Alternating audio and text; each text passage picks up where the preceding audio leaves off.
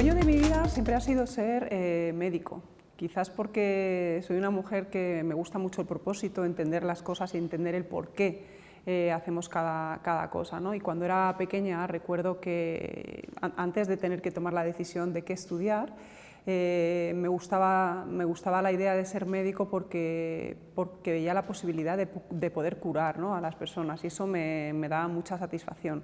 Siempre de joven he cuidado de ancianos, de niños, bueno, he tenido un perfil en ese sentido muy activo y bueno, pues veía que el trabajar y dedicarme a eso podría ser maravilloso.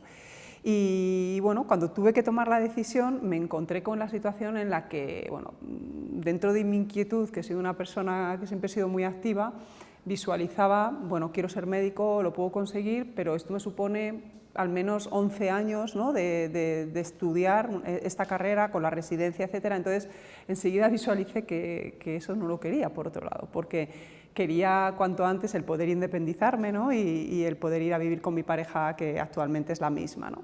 Entonces, bueno, pues lo que decidí, dije, bueno, pues ¿por qué no hacer farmacia? Que la carrera de farmacia está también muy conectado con un propósito, ¿no?, de curar, ¿no?, ayudar a los pacientes a buscar soluciones, y además enseguida también tuve claro que podía hacerlo yendo a los hospitales a visitar a los médicos, ¿no? Me acuerdo que cuando decidí hacer la carrera, por pura vocación científica y de propósito, vino a la facultad en cuarto de carrera un catedrático que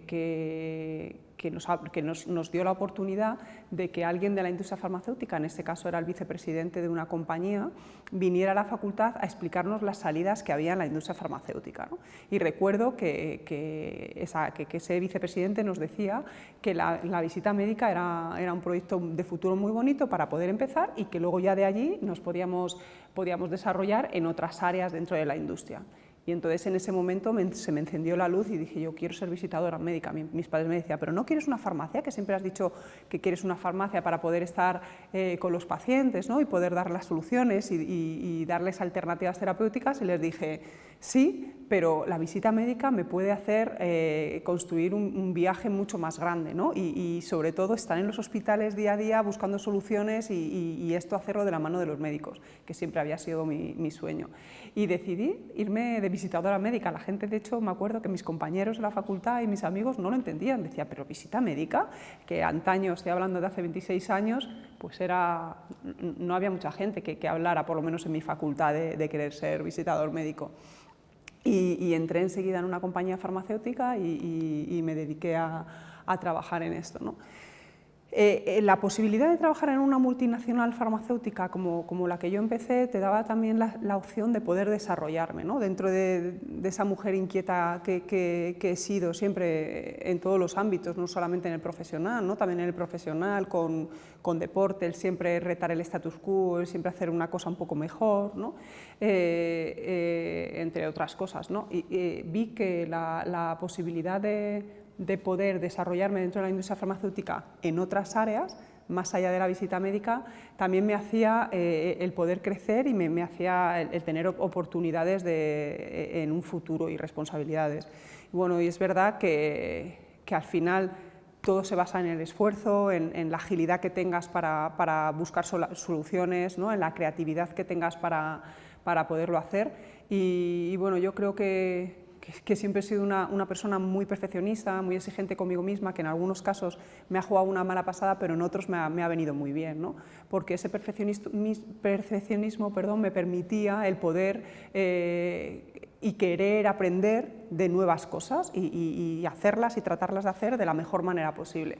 Y recuerdo que ahí pues me empezaron con unos resultados muy buenos, ¿no?, en la visita médica me empezaron a promocionar, me dieron la oportunidad en aquella multinacional farmacéutica de poder desarrollar otros roles, como por ejemplo el marketing, otros roles como es estar en el departamento médico, el trabajar con políticos, ¿no?, dentro de todo este viaje de desarrollo. Y bueno, debo decir que conmigo, quizás yo hacía un buen trabajo también, pero conmigo siempre me han dado la opción y nunca ha sido una barrera el ser mujer.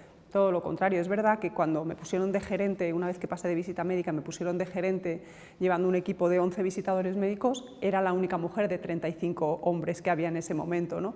Pero bueno, era retar el status quo, demostrar al mundo, ¿no? Y a la organización que da igual el sexo que tengas, que lo importante es el propósito y el cómo tú hagas y enfoques el trabajo, y tuvimos mucho éxito también ahí, no solamente yo, lo hice con un equipo de 11 personas, como digo, ¿no? Y lo mismo a lo largo de diferentes roles de responsabilidad, hasta que en esta compañía lideré el puesto de Pricing Head, ¿no? Liderando todas las negociaciones con el Ministerio de Sanidad, un nuevo cliente completamente diferente que me permitió, pues esto, salir de la zona de confort y el seguir buscando soluciones a retos que teníamos como compañía, ¿no? Y ahí estábamos hablando ya de un mundo empresarial que se tocaba más, porque estábamos hablando del precio de los medicamentos relacionado con los objetivos que la compañía teníamos que presentar a los accionistas. Ya empezaba a ser el tema un poco más complicado. De nuevo un reto, ¿no? para enfrentar nuevas soluciones, en el cual en este momento no era que un médico prescribiera o no prescribiera como en la visita médica, ¿no? o que cuando estaba de gerente que llevara un equipo en el que los vendedores conseguían esas recetas. Ahora pasábamos a dar el salto en el que había que conseguir el precio de los medicamentos que fuera reembolsado por las autoridades sanitarias para que los médicos lo pudieran prescribir. Y esto todo ligado a los objetivos que ponemos como una industria, ¿no? que somos. Y bueno, pues de nuevo me tuve que enfrentar a retos, aprendizajes, ¿no? y bueno, al final yo creo que hay mucha parte de actitud, la actitud que tenga uno mismo independientemente del sexo, y lo vuelvo a insistir porque creo que no es si es una mujer o un hombre capaz de hacer un rol, es como son las cualidades de uno, independientemente del sexo, para abordar el objetivo que queremos conseguir, ¿no? Y esto para mí fue relevante. Sí que es cierto, y yo siempre lo destaco porque a mí sí que me supuso un reto adicional, fue el de ser madre, ¿no? Tuve 2 hijos en ese momento, ¿no? Que son muy seguidos, ahora tiene el mayor 18 años y la segunda 17, y fue un reto pues porque mientras mis compañeros trabajaban cada día a día, yo estaba embarazada, con los vómitos correspondientes, con un malestar general que no era el de cuando no estás embarazado, con lo cual retos hay, retos que tenemos que vivir las mujeres por el mero hecho de ser mujer. Es una gran satisfacción, ¿no? poderlo ser, pero sin duda tenemos un reto adicional que el hombre en este caso no lo tiene. No estoy hablando de ser padre o madre, estoy hablando simplemente del acto físico de estar embarazada con las condiciones que esto te limita en algún momento. Pero también puedo decir que tuve la oportunidad, siendo madre me ascendieron, estando embarazada a punto de irme de baja, y no hubo ningún problema, todo lo contrario. Entonces yo creo que aquí se trata de cómo es uno, de cuáles son las cualidades de uno para poder abordar los retos, no del sexo que uno tenga. Y ahí tuve la oportunidad de dar el salto, ¿no? Y me llamaron para entrar en otro proceso, en otra compañía, ya como directivo de esa compañía, llevando un equipo mucho más amplio, con más responsabilidades, y al final, bueno, pues me permitió el poder continuar con este desarrollo, ¿no? Que lo que siempre digo, hay parte de la hoja de ruta que es conocido de lo que vas a hacer, ya entrabas a negociar con el gobierno central, tenías que negociar con las regiones, con las comunidades autónomas y los hospitales. Los retos eran similares, algunos diferentes, otros completamente nuevos. Bueno, lo importante es con qué actitud nosotros queremos afrontar esos retos y cómo queremos buscar esas soluciones. Y no siempre está la hoja de ruta escrita.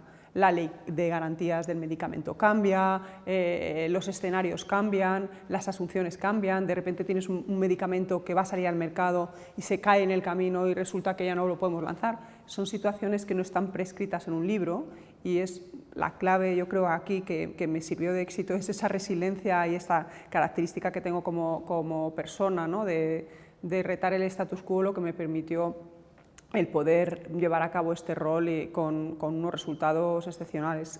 Creo que soy también muy competitiva, aparte de perfeccionista, y bueno, nunca me he planteado el tema del sexo, de por ser mujer no voy a poder conseguir este puesto, ¿no? La verdad es que a mí, en mi caso, yo nunca esto lo he pensado, no sé por qué, si porque soy un poco inconsciente o porque creo que no es cuestión de inconsciencia, creo que es que la vida me ha demostrado que cuando pones esfuerzo, dedicación, ¿no? y el buen saber hacer de las cosas, ¿no? Depende de las cualidades que uno tenga, da igual el sexo al que pertenezca, ¿no?